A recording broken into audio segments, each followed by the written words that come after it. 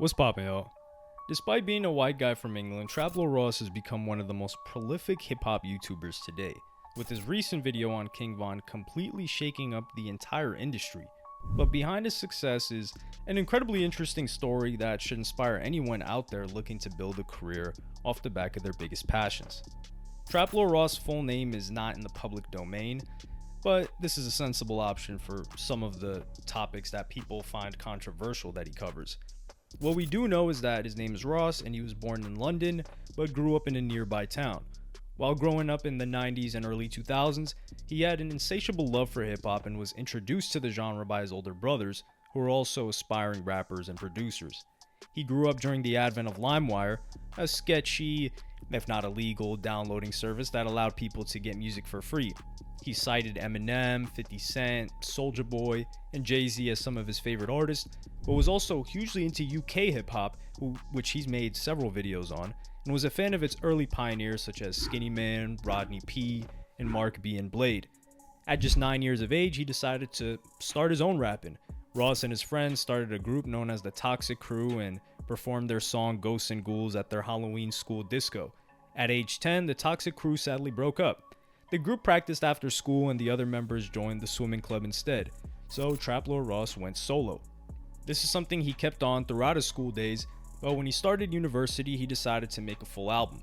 As hard as he tried, Ross' rap career wasn't really going anywhere. He was passionate about his music, but the world wasn't really responding to him in the way that he had hoped. While this may have forced many people to give up, he decided to branch out and figured that if he couldn't become a famous rapper, something else he would like to do was make videos for rappers. So he got into video production as well. He began shooting music videos for artists in his local area, but again, this wasn't very successful either. He was relatively good at it, but not so much that he could make a career out of it at that time. So in order to pay the bills, he started shooting corporate videos. As you can imagine, this was not exactly his dream job, but it did build up his skill set in video production and helped him hone his skills in the area and put him in an even better position when a more exciting opportunity came knocking on his door, or he took the hinges off the door like DJ Khaled would say. In his early 20s, he decided to give his rap career one last throw of the dice. He made several rap videos which he poured everything into, but it just wasn't working out. The tipping point was when he was shooting a video for a song called 99 Flake about girls being flaky, and the model who was supposed to play his girlfriend in the video flaked and didn't turn up. The makeup artist on set agreed to be his girlfriend in the video, but on the condition that she wore a mask. That was the nail in the coffin for his rap career. As well as hip-hop, a second love would come into his life: YouTube. He was heavily consuming online videos, particularly comedy and hip-hop content.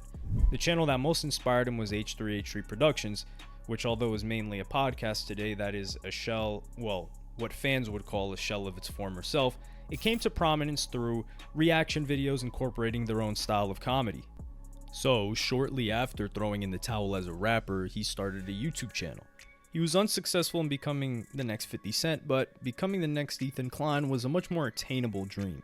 He channeled his creative energy into making these YouTube videos, which involved a mixture of reaction videos and comedy sketches.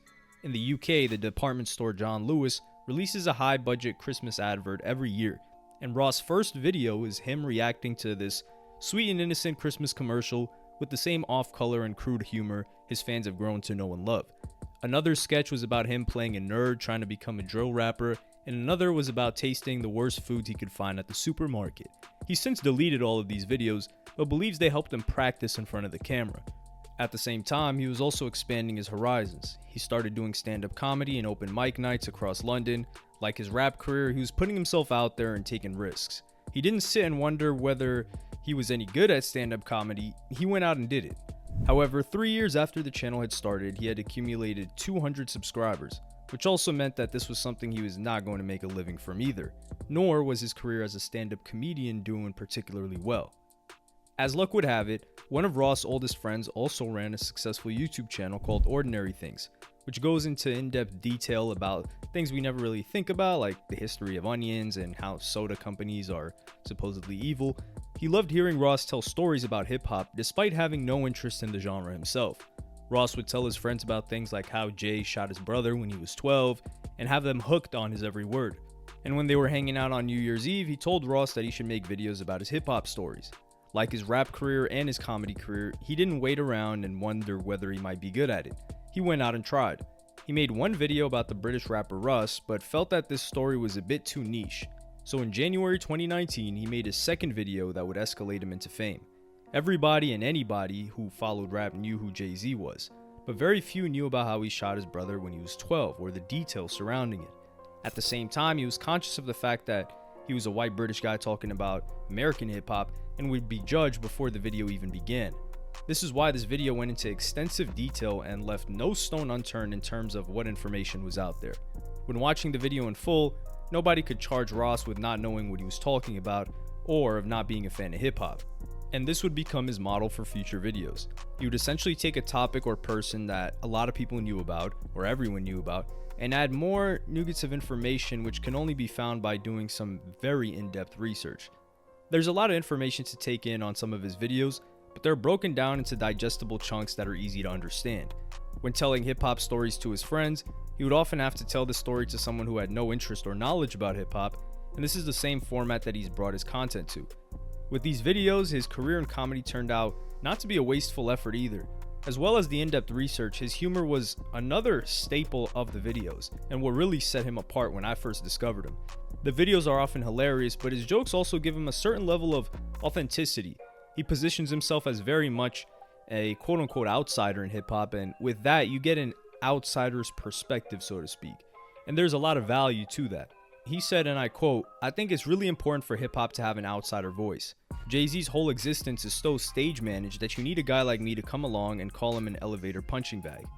A video that propelled him even further was about how Frank Ocean finessed Def Jam and gave a concise breakdown of how Frank cleverly screwed them over with a deal.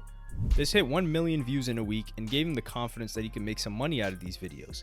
He continued putting them out, and at long last, he was making a living out of something he was deeply passionate about. He also started getting noticed by other hip-hop commentators and podcasts.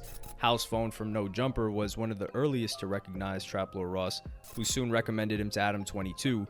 For a hip-hop head like Ross, getting the praise of these individuals was pretty much a dream come true.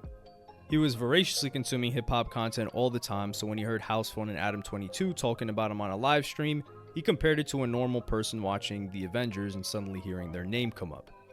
Trap Lord Ross as a YouTuber has put himself out there, and with that inevitably comes criticism.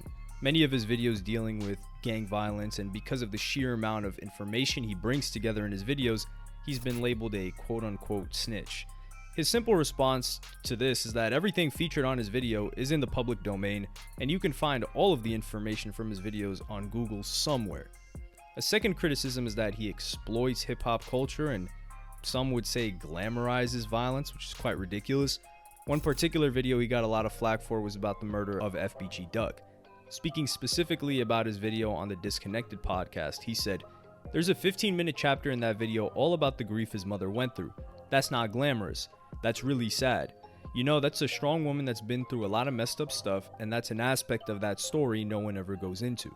Ultimately, Ross says that these are presented as cautionary tales and does not present them as a lifestyle that anyone should pursue. It was his latest video that didn't just ruffle a few feathers but shook up the entire mainstream hip-hop world. In April 2023, he released a video that he had been working on for at least 5 months about the late rapper King Von and called him rap's first serial killer, or questioned it. The title in particular rubbed a lot of people the wrong way, as King Von was linked to several murders but never convicted of anything. Ross has since received threats and an avalanche of hate online from this, even from people within the music industry. But like any good journalist, he stood by what he said. Ross argued that King Von was a serial killer in the sense that he seemed to be getting some sort of gratification for the alleged killings, as well as having a thirst for more, which can be seen in his music and social media posts. The video on King Von is a 3.5-hour documentary, so again, you can't really argue that he didn't do his research. He spent months researching all of these cases, which involved going through all of King Von's music, all of his tweets, and connecting them to certain events where people were killed. The video was released on Friday, April 7th, sending shockwaves throughout the hip-hop world, and then was suddenly taken down as it failed to comply with YouTube's guidelines. Ross wrote on Twitter, "Hopefully I can get it back soon. Working with YouTube now, but it's Easter weekend. Still on Patreon if you're desperate." The video claims that the Chicago rapper Von killed at least 11 people, 5 of which took place in 2012. The central part of his argument is that most gang members will kill for survival or see it as a necessary part of the job or lifestyle. King Von seemed to take pride and pleasure in these killings and was still talking about these when he was famous and when survival was no longer an issue for him when he was long since out of Chicago. In terms of court cases, King Von was charged with murder in 2014 for the killing of Malcolm Stuckey, but he was found not guilty. In June 2019, he spent time in jail for the shooting of Alexander Witherspoon, but got out on a $300,000 bond. And in July 2021, Chicago police found that King Von shot Gangster Disciples member Gakira Barnes, K.I., but inconsistencies in witness statements meant that they could not conclusively prove it was him. Whether you agreed with the video or not, you can't accuse Trap Lord Ross of hiding from his criticism. He's since debated King Von's former manager, 100K Track, who believes that he did not kill anyone.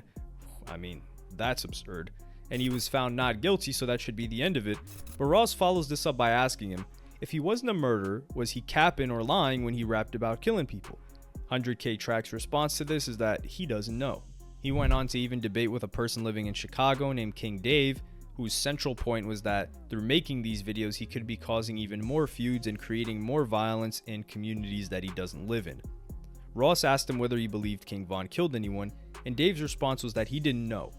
Dave argues that King Von rapping about catching bodies could actually be about being with women and not with murdering people, which is one of the craziest takes I've heard in my entire life.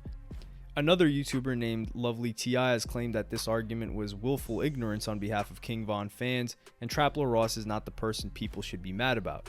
She said, "Y'all got more smoke for this white boy in the UK in this documentary than the fact that King Von himself was perpetuating this lifestyle. He was perpetuating this image." During the King Dave debate, Trap Lord Ross was put on the spot and asked about what he thinks hip-hop culture is. His answer to this is pretty profound. He said, "I grew up my whole life in this suburban English area, a million miles away from, let's say, the Marcy Projects or Jamaica, Queens, but I grew up listening to people like Jay-Z and 50 Cent and admiring them. These guys are my heroes. For me, hip-hop was always about these guys that came from the most difficult situations. Jay-Z was literally, selling crack in the Marcy Projects. Or 50 Cent was getting shot. They shot him 9 times. He's supposed to be dead. These guys bounce back from this and become multimillionaires." Then Ross taps into where the Chicago drill space is right now. He said, "To me, Chicago drill is all about these guys that were in the most deadly, dangerous situations that you could possibly imagine, and they would talk about it in music, become famous, and get the hell away from those situations." Chief Keef is given as a prime example. And then he adds, "I would say King Von is the polar opposite. He was in those situations as deep as you could possibly be. He became a millionaire out of music, and he couldn't get away from it. He kept trying to stoke the gang war. He allegedly was putting money on people's heads, and in many ways, Von is kind of the antithesis of what I actually think that the positive side of hip-hop culture should be about." This also goes on with many other people, for example, King Von's cousin having taken down the video, claiming it for false copyright, as well as people like Lil Durk even throwing subtle shots at the idea of Von being a serial killer, but not admitting that he watched the video. And pretty much every single outlet within hip-hop was talking about this while it happened, which is something that we usually don't see from a YouTube video. They don't really go that mainstream. Trap Lord Ross's success is great to see, and hip-hop fans should be proud of the fact that people from different backgrounds can not only look at the art and appreciate it and apply it to their own lives, but also go into such in-depth research that not many others, even from America, are willing to do. It's also a testament to trying new things. For example, having tried comedy, having tried rapping, and eventually all of these skills amalgamated into what he does now and what he enjoys doing.